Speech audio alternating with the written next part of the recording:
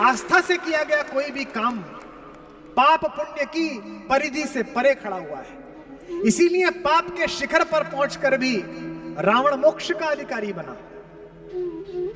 जीवन भर भगवान कृष्ण के निर्देशन में रहे पांडव पहले नरक दर्शन के लिए गए और दुर्योधन स्वर्ग में गया। क्यों? आस्था तो वो है कि बड़े बड़े ऋषि मुनि तर्कशास्त्र लिखकर जिसे नहीं पाते वो आस्था पा लेती है।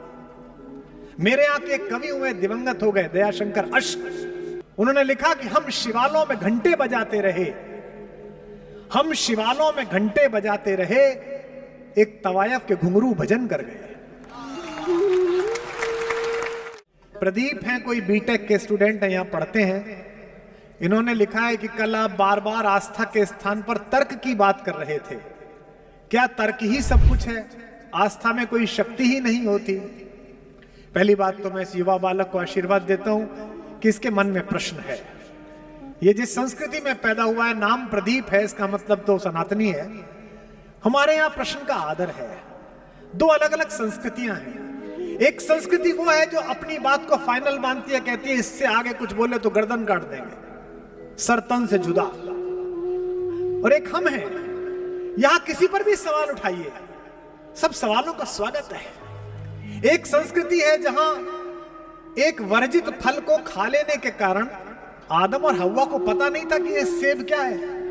उन्हें बता देते कि ये नहीं खाना है, वो तो नहीं खाते, उन्होंने खा लिया और खाने के बाद उन्हें नीचे फेंक दिया कि जाओ अब तुम पृथ्वी पे जाओ। एक संस्कृति तो ये है।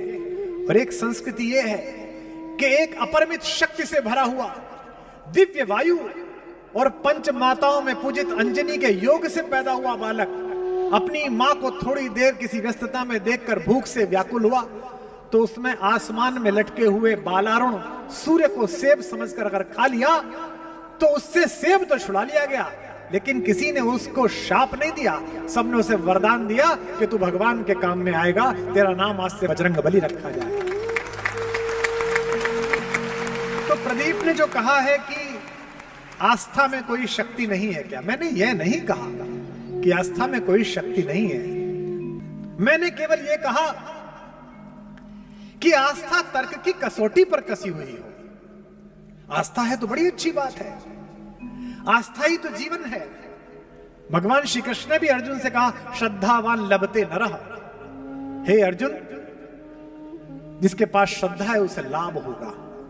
स्टेशन से आधी रात लौटते हुए जब कुत्ते भी ना भौंक रहे हो, आप जय हनुमान ज्ञान गुण सागर गाने लगते हो, इसके उच्चारण में आस्था की शक्ति है।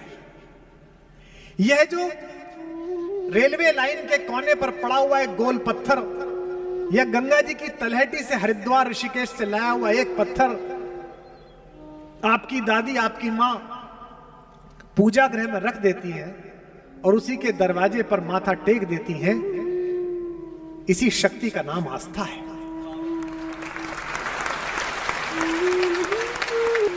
श्रद्धा तो सबसे ज्यादा है, लेकिन श्रद्धा अगर तर्क से कसकर आएगी तो फिर आप मानने लगोगे। अच्छा है कि आप बिना तर्क की श्रद्धा करो, तो सबसे अच्छा है, मान ही लो। लेकिन कुछ लोग ऐसे हैं जिन्हें तर्क भी चाहिए। कई बार आस्था तर्क को छोड़ देती है तो नुकसान देती है। पंढरपुर में एक निस्संतान साहूकार रहता था। एक बनिया था, एक व्यापारी था, लेकिन बच्चा नहीं हुआ। उसने विट्ठल क्या मनौती मांगी, मनौती मांगते ना, और मुझे बड़ा आश्चर्य लगता है। मेरा सौभाग्य है कि मैं विश्व भर के सारे तीर्थ स्थानों पर जाकर निवेदन कर चुका हूं। तो मुझसे शुरू में लोग पूछते थे क्या मांगा, तो मैं कहता था मैं तो कुछ मांग ही नहीं पाया। फिर कुछ लोग जो साथ कहते वो कहने लगते सोच के जाना सर, यहां मांगा हुआ पूरा होता है। फिर मैं निकला, बोले मांगा, मैंने कहा नहीं मैं भूल गया। तो एक ने मुझसे कहा कि आप बड़ी गड़बड़ कर देते हो, मांगते ही नहीं हो। तो मैंने कहा कि मैं मांग भी नहीं पाऊंगा। तो मेरे उस साथी ने पूछा क्यों नहीं मांग पाओगे? मैंने कहा अगर इसे भी बताना पड़ा कि हमें क्या चाहिए तो फिर ये किसका पिता और हम कैसी औलाद है? उससे क्या मांगना? विष्णु से कहते हैं, विट्ठल से कहते हैं मेरा ये वाला काम करा दोगे भगवान तो 51,000 की प्रसादी कराऊंगा। किससे कह रहे हो? इस पृथ्वी के गर्भ में भी जितने रत्न पड़े हुए हैं, इस समुद्र में भी जितने हीरे पड़े हुए हैं, उन सबकी मालकिन महामाया श्री लक्ष्मी, जिसके चरण चापती हो, उसके पति से कह रहे हो तुझे 51,000 रुपए दूंगा। क्या मूर्खतापूर्ण बात। तो साहूकार के पुत्र पैदा हो गया 15 वर्ष बाद। साहूकार ने मान्यता मानी थी कि विट्ठल, अगर मेरे घर में आंगन में किलकारी गूंजी तो मैं तुझे सोने की करधनी पहनाऊंगा। करधनी जानते ना, वो तगड़ी जो बनती है। मनोकामना पूर्ण हुई। साहूकार इस पूरे अंचल के, पूरे मराठवाड़े के सबसे बड़े कारीगर एक सुनार थे, नरहरि, उनके पास पहुंचा। इसका प्रतीक देखिए, सुनार का नाम भी नरहरि है, नर के रूप में ही हरि। वो विट्ठल का अस्तित्व स्वीकार नहीं करना चाहता था। वो शैव था, शिव का भक्त था, परम शिव भक्त, अघोरी एकदम। विट्ठल के मंदिर के सामने से गुजरे तो नजर नीचे कर ले तो मंदिर में ना देखना पड़ जाए। ऐसे भी लोग हैं, मुझसे लोग मिलते हैं, आप राम पर अच्छा बोलते हो पर तो मैं तो कृष्ण को मानता हूं। मैंने कहा वो भी राम को मानते हैं और राम भी उन्हें मानते हैं। तुझे पता ही नहीं है दोनों ठाकुर है क्या, कुछ बड़े कह लेते कुछ छोटे कह लेते। तो नरहरि ने कहा कि भाई मैं तो जानता नहीं विट्ठल की मूर्ति कैसी है, मैं तो देखा भी नहीं, देखना भी नहीं चाहता, कैसे बनाऊं उनकी करधनी। तो सेठ ने कहा कि साहब चलिए जरा नाप तो ले आइए। बोले नहीं नहीं नहीं मैं नहीं जाऊंगा, तू नाप लिया मैं बना दूंगा। साहूकार गया, उसने नाप लिया, लाके दिया, करगनी तैयार हुई, जाके लगाई, भगवान को आई नहीं, 4 अंगुल छोटी पड़ गई। सेठ वापस गया, बोले अरे सुनार साहब आपने क्या बना दिए, तो आई नहीं विट्ठल को, छोटी पड़ गई। बोले अच्छा तूने तो नाप दिया, मैंने उतनी बनाई, 7 पीढ़ियों से हम लोग बना रहे हैं, कितनी छोटी पड़ी। बोले 4 अंगुल नाप के लाया हूं। 4 अंगुल बढ़ा दी, अब के नाप के गए, अब के 7 अंगुल बड़ी बन गई। देखो आनंद। फिर लौटा, बोले ये क्या बना दिया, 7 अंगुल। 7-8 बार ऐसा ही हुआ साहब, बने छोटी पड़ जाए बड़ी बन जाए। हाथ जोड़ के साहूकार बोला साहब मेरा बेटा 1 साल को होने का आ लिया, मनोकामना पूरी नहीं हो रही, आप ही चल के नाप लो। बोला नहीं नहीं। अरे बोले साहब आपने नाश कर दिया सारा मेरे सोने का। तो बोले एक ही शर्त पे जाऊंगा, मेरी आंख पे पट्टी बांध के ले जा, मैं नहीं देखना चाहता विट्ठल, मैं शिव का भक्त हूं। अब वो ले गए पट्टी बांध के, उसने विट्ठल की जैसे ही कमर नापनी शुरू की तो उसके हाथ में बागंबर प्रतीत हुआ जो शिव पहनते हैं। उसने कहा ये क्या है, ये तो विट्ठल की कमर है, इसमें बागंबर कहां से आया। उसने हल्की सी अपनी पट्टी नीचे करी और देखा ऊपर तो विट्ठल ने, फिर आंख पे पट्टी लगा ली, फिर देखा बागंबर। इस बार गड़बड़ हुई, थोड़ा ऊपर को हाथ बढ़ाया तो सर्प छुआ। उसने कहा ये सांप कहां से आया, विष्णु के सांप से क्या मतलब, मैं गलत मंदिर में तो नहीं आ गया। फिर आंख नीचे करी, फिर देखा विष्णु मुस्कुरा रहे हैं। इसके बाद उसने फिर देखा कि भुजाओं में देखता हूं शायद कुछ होगा, भुजाओं में देखा तो रुद्राक्ष बंधे हुए थे। फिर आंख खोली, फिर विट्ठल। उसने अच्छा हाथों में देखता हूं, भगवान विष्णु के हाथ में शंख गदा चक्र कमल होगा, 4 हाथ हो गई। हाथ में देखा तो डमरू हाथ में आ गया। अब उसकी समझ में आना बंद हो गया। सिर ऊपर उठा के देखा तो फिर विट्ठल। इस बार अपनी पट्टी खोल दी और रोने लगा कि भगवान क्या कर रहे हो। भगवान मुस्कुराए और अचानक विट्ठल के शीश पर शिवलिंग प्रकट हुआ। आज भी विट्ठल के सिर पर शिवलिंग विश्व में अकेला मिलता है, तो पंढरपुर में मिलता है, जाके दर्शन। यानी कि भगवान ने उसे अपने चमत्कार से बताया कि ये शैव बनना, ये वैष्णव बनना, ये शक्त बनना और इसकी बहस में पड़ना गलत है। अंततः चेतना का एक ही स्वरूप है, शक्ति का एक ही स्वरूप है। तो जो तुम पूछते हो मुझसे प्रदीप कि क्या आस्था का कोई स्थान नहीं, आस्था तो वो है कि बड़े बड़े ऋषि मुनि तर्कशास्त्र लिखकर जिसे नहीं पाते वो आस्था पा लेती है। मेरे यहाँ के एक कवि हुए, दिवंगत हो गए, दयाशंकर अश्क। उन्होंने लिखा कि हम शिवालों में घंटे बजाते रहे, हम शिवालों में घंटे बजाते रहे, एक तवायफ के घुंघरू भजन कर गए। वैशाली की नगरवधु आम्रपाली भगवान बुद्ध के सत्संग में पहुंची, जीवन भर देह व्यापार किया, नाचना किया, दूसरों के कहने पर नाची, कोने में बैठी रोज रोती थी मुंह ढककर। बुद्ध की दृष्टि पड़ी। बुद्ध ने अपने प्रिय शिष्य आनंद को बुलाकर कहा, आनंद, वो एक स्त्री आती है, वो मुझे देख के रोती रहती है, वो कौन है? उसे आगे की पंक्ति में लाओ। वो तैयार नहीं हुई।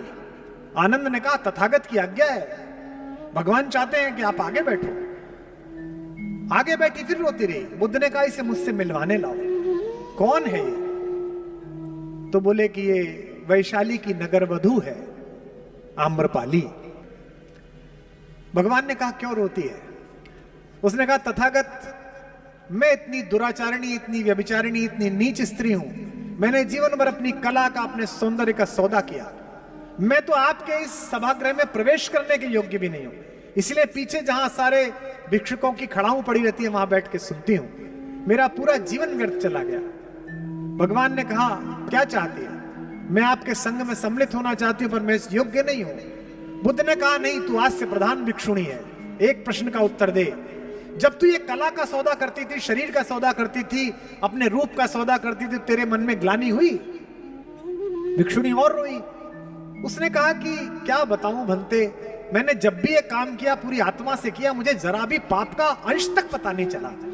भगवान ने कहा, ये समाज ने तुझे सौंपा था, तूने नहीं चुना।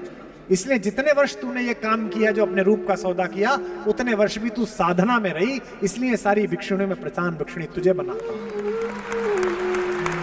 अर्थात आस्था से किया गया कोई भी काम पाप पुण्य की परिधि से परे खड़ा हुआ है। इसीलिए पाप के शिखर पर पहुंचकर भी रावण मोक्ष का अधिकारी बना।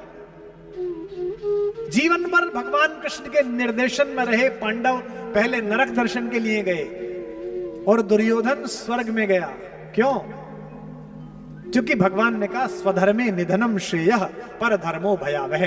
जो तुम सोचते हो और जो तुम्हें लगता है ये बिल्कुल ठीक है, ये मेरी आत्मा से ठीक है, वो भगवान का कार्य है। तो तुम पूछते हो प्रदीप के आस्था तो बहुत बड़ी है। योगी और महंत जिसे ध्याते रहे, मीरा उसे भजन करके पा गई। मुझसे पूछा था किसी ने, अमेरिका में, स्पेन की एक कवित्री ने, कि आपके यहां भी एक पोइटेस है ना, पर उसकी स्टोरी बड़ी एब्सर्ड है कि उसने जहर पिया और वो बच गई। मैंने कहा कि अगर आस्था मीरा जैसी हो और विष कन्हैया का बताकर भेजा जाए, तो दुनिया का हर विष बाध्य हो जाएगा कि वो अमृत में परिवर्तित हो जाए।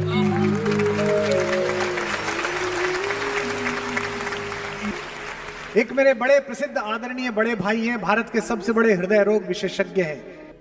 जो भी करोड़पति बीमार हो जाता है, वो सोचता है कि उनका अपॉइंटमेंट मिल जाए। एक बार मैं उनके घर भोजन पर गया, बातचीत होती रही। घर में जगह जगह गणपति, श्रीहरि, अलग अलग चित्र विग्रह लगे हुए थे। चलने लगे तो जहां से जीना मुड़ता था, वहां भी कुछ देवी देवता विराजमान थे। बात करते करते हर जगह खाना खाने गए तो मुझे शरारत सूझी। मैंने कहा, भाई साहब, आप इतने बड़े डॉक्टर हो, अमेरिका में इलाज करते थे, दिल को रॉबर्ट से खोलना आपने सिखाया, ये इतना ज्यादा भगवान क्यों? ये क्या कर लेंगे? उनका जो उत्तर है वो महत्वपूर्ण है। उन्होंने कहा, इसीलिए ज्यादा बड़ा आस्तिक हूं, क्योंकि वैज्ञानिक हूं। मैंने कहा, क्यों? बोले, कुमार, मैंने अपने जीवन में ऐसे हजारों मरीज देखे हैं जिनके साथ में इसलिए अंदर गया कि मैं तो यूं ही जा रहा हूं, कोई भी कर देगा, सब कुछ नॉर्मल है, इसमें तो कुछ है ही नहीं। थोड़ी सी एक आर्टलरी ब्लॉक है, अभी खोली, अभी स्टंट डाला और सब कुछ तैयार था, पता था बड़ा आदमी है। और सारी वैज्ञानिक चेतना और सारे अच्छे इक्विपमेंट के बाद भी न जाने कौन था जो मेरे सामने से उठाकर ले गया और मैं रोक नहीं पाया। और ऐसे हजारों मरीज हैं जिनको मैं अंदर ये सोच कर गया कि अब तो बाहर इन्हें मरा हुआ ही लाना है, क्योंकि इन्हें कोई नहीं बचा सकता, मैं भी नहीं बचा सकता। और वो आज 10-10 साल बाद भी अपने जन्मदिन पे मुझे फोन करते हैं, कहते हैं, डॉक्टर साहब, आपकी वजह से जिंदा हूं। और मैं उनसे क्या बताऊं कि तुम मेरी वजह से नहीं, किसी और की वजह से जिंदा हो। ईश्वर को न मानना अपराध नहीं है, ईश्वर को अपनी मान्यताओं में कैद करना अपराध है। बनारस में एक युवा पंडित था, वो घाट पे रहता था, तरमाल खाता था। आप जैसे यजमान पहुंच जाए, कोई कुछ खिलाए, कोई कुछ खिलाए, दंड पेलता, गंगा जी में नहाता, ना सुबह को पूजा करे, ना शाम को संध्या वंदन करे, ना गंगा आरती में सम्मिलित हो, लेकिन सुदर्शन था, भजन गाता था, मजे में रहता था। तो जैसा कि लोग चिंतित हो जाते हैं, वहां के कई पंडित चिंतित हो गए कि ये कौन है। तो लोगों ने कहा इसे घाट से निकालो। क्या अपराध है भैया? बोले ये तो पूजा अर्चना ही नहीं करता, संध्या उपासना नहीं करता। पंडितों ने उसे बुलाया सभा में कि भाई क्यों नहीं करते? बोला जी सूतक लग रहा है। सूतक, सूतक जानते हो? नए बच्चे नहीं जानते होंगे। घर में कोई मृत्यु हो जाए तो पंडित जी कहते हैं सूतक लग गया, 15 दिन तक पूजा नहीं होगी, हवन नहीं होगा। घर में नया बच्चा पैदा हो जाए, कहते हैं सूतक लग गया। इसका मतलब क्या है? लोग व्यस्त होंगे इसलिए। चलो जी, 1 महीना बीत गया, पट्टा फिर कुछ नहीं करे। फिर बुलाया, बोले क्यों नहीं करता? बोले सूतक लग रहा है। उसको 7-8 बार बुलाया, हर बार कहा जी करूंगा करूंगा, सूतक लग रहा है। एक दिन घेर लिया लोगों ने, बोले तेरे ऐसे कौन मर जी रहा है हर महीने कि तेरे रोज सूतक लग रहा है? पंडित ने क्या अच्छा उत्तर दिया? उसने कहा मैं रोज सुबह उठता हूं तो मेरे हृदय में ज्ञान रूपी पुत्र पैदा होता है, और मैं रोज सोता हूं तो मोह रूपी माया मेरी मर जाती है। मेरे घर में रोज सूतक रहता है, इसलिए आनंद में रहता है। मृता मोहमयी माता जातो ज्ञानमय सुतः। रोज मोह रूपी माया मरती है और जातो ज्ञानमय सुतः, और ज्ञान रूपी पुत्र पैदा होता है। सूतकम वर्तते नित्यम कथम संध्याम उपासमहे। मैं कहां से संध्या उपासना करूं? मेरे को अक्सर महिलाएं पत्र लिखती हैं फेसबुक में, भैया मैं पढ़ती तो हूं हनुमान चालीसा, में पढ़ती तो हूं ये देवी स्तुति, पढ़ती तो हूं विष्णु सहस्त्र नाम, उच्चारण मेरा ठीक नहीं है, भगवान मेरी पूजा स्वीकार करेंगे। अरे उच्चारण से क्या है? एक सड़क पे बेचारा मजदूर गायत्री मंत्र पढ़ रहा होगा, अब उसके उच्चारण में कुछ गड़बड़ी थी, नहीं ठीक पढ़ पा रहा था, विष्णु सहस्त्र नाम पढ़ रहा होगा, गड़बड़ी हो गई। उधर से एक प्रोफेसर साहब गुजरे, वो कह लेंगे क्या कर रहा है? बोले भगवान की पूजा कर रहा हूं, भगवान को संदेश। बोले तू मूर्ख है, भगवान तेरा संदेश ले लेंगे क्या? है तो गलत संस्कृत पढ़ रहा है तू। उसने कहा नहीं जी ले लेंगे। बोले कैसे ले लेंगे? जब उन्हें पता नहीं चलेगा तू क्या बोल रहा है तो कैसे संदेश ले लेंगे? तो उसने कहा कि आपका बच्चा है कोई? बोले हाँ 9 साल का है, बोर्डिंग स्कूल में गया है। बोले वो आपको चिट्ठी लिखे तो आप चिट्ठी को पढ़ोगे कि उसकी स्पेलिंग मिस्टेक निकालोगे?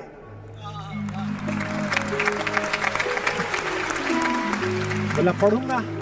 तो बोले जब आप अपने लड़के की सुन सकते हो तो भगवान मेरी भी सुन रहा, मैं भी उसी का लड़का हूं।